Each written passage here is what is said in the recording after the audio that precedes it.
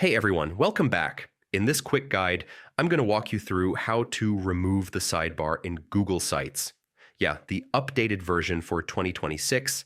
If your site layout feels cluttered or you just want a cleaner look, removing that sidebar is easier than you might think. So let's get into it. First, open the Google site you want to edit. Just sign in and select your site from your list. Pretty simple.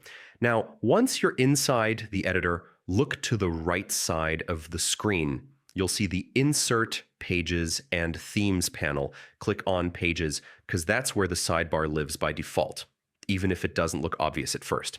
All right, here's the actual trick. Google Sites doesn't show a physical sidebar on or off toggle. Instead, it uses the navigation style to control whether the sidebar appears.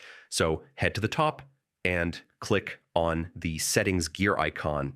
In the left menu, click the navigation section. If yours is set to side, that's what creates the sidebar. So just switch it to top.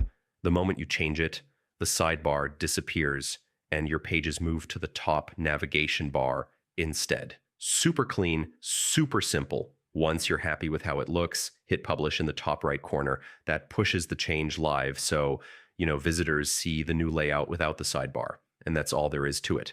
Removing the sidebar in Google Sites takes just a few tweaks, and your site ends up looking way cleaner. If this helped you out, feel free to subscribe for more quick tutorials like this. Thanks for watching.